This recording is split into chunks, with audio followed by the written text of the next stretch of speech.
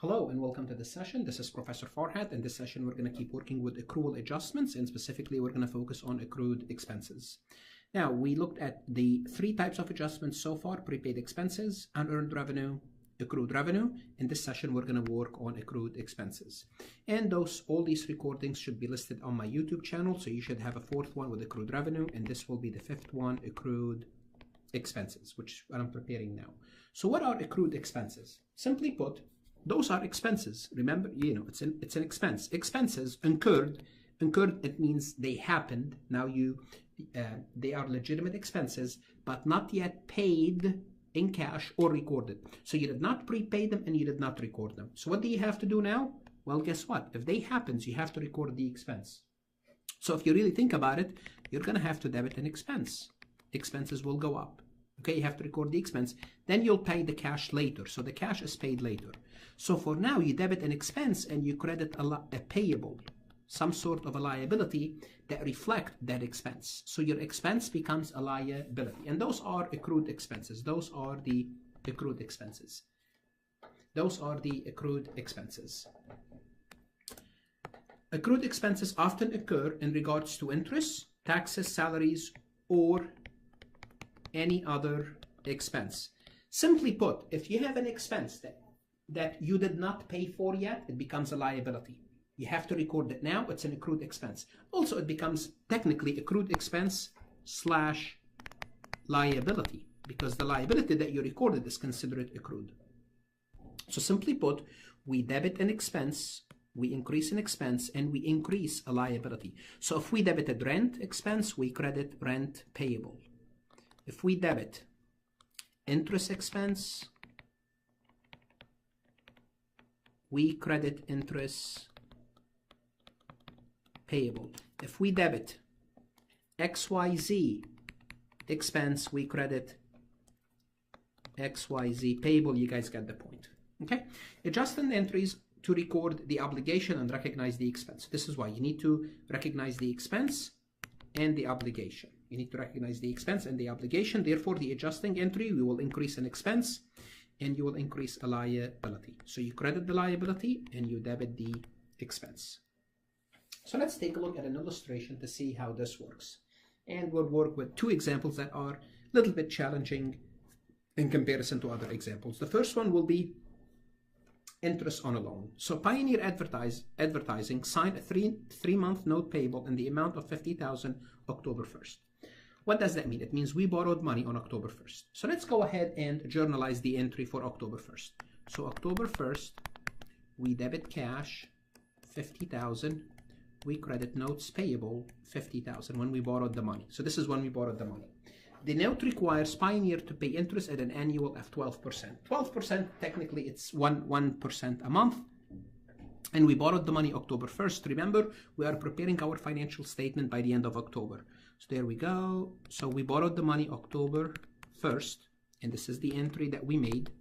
October 31st, we don't have to pay anything, but by October 31st, what happened is the loan, since we have the loan accrued. The loan accrued, it means that we have to record on the loan 1 month of interest. Okay, we have to record 1 month of interest. Now, hopefully, you know how to compute the interest. Not hopefully, we're going to learn how to compute the interest. How do you compute the interest? You take the principal amount. You'll take the $5,000 times the stated rate, 12%.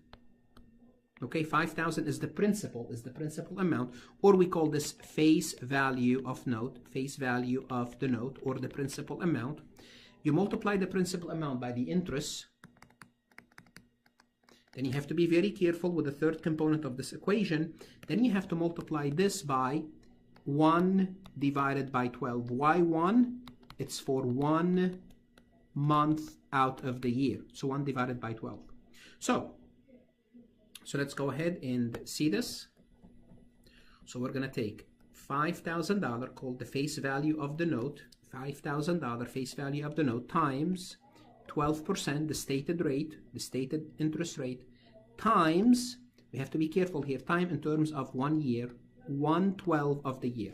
So we incurred $50 of interest expense. So what do? We need to debit interest expense, so interest expense goes up. We're not paying this interest expense. We don't have to pay it maybe until we pay back the loan, but we have to record the expense now. Therefore, we credit interest payable. So interest payable goes up. This is an example of an accrued expense. Accrued expense means the expense took place. I recorded the expense, but I am recording a corresponding liability with it. So the expense basically, it still exists, but I have a corresponding liability. Let's take a look at the complete picture here. Expenses go up, interest payable goes up, so liabilities goes up, expenses goes up. Expenses as a result reduces the equity section. We debit expenses to increase them, obviously. We credit payable to increase them, obviously. And this is the posting. We debit to interest expense. We credit to interest payable. Post to interest payable. Now, what happened if we did not? What happened if we did not book this entry? If we ignored it, what happened is our liabilities will be understated. We'll have less liabilities. Our expenses will also be understated. So this is good. If you want to look good, you ignore this. Why? If your expenses are understated, your net income is higher.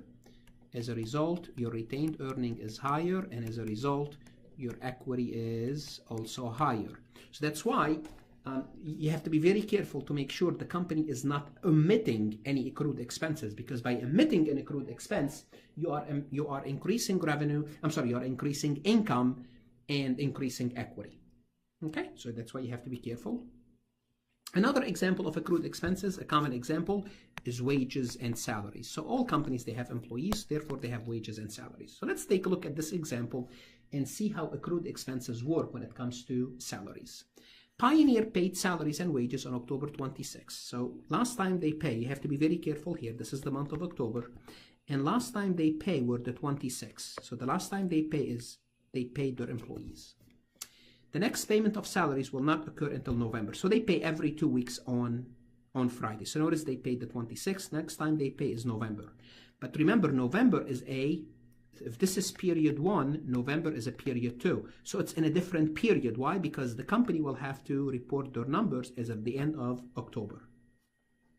The employee received a total salaries of $2,000 for a 5-day work week. So when they work 5 days, we pay them $2,000. Or $400 per day. For every day that they work, we have a $400 expense as a company. So what happened is this. We paid the employees on the 26th. They did not work on Saturday and Sunday. They came back, they work Monday, they work Tuesday, and they work Wednesday.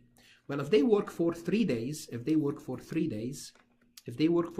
we pay them $400, it means by the end of October, we're supposed to have a salary expense of $1,200.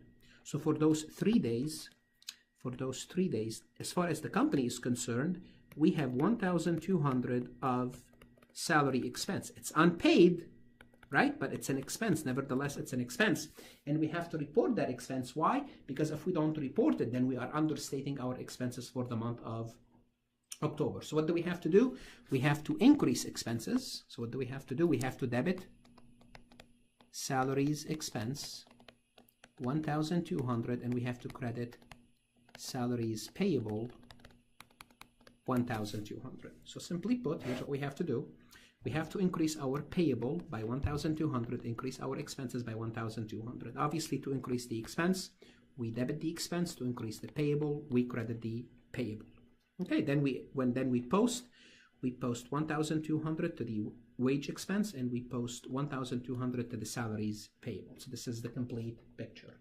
Again, if we did not book this entry, the same thing would happen with salaries expense. Our liabilities will be understated and our expenses will be understated. I'm not going to repeat this. You know the rules.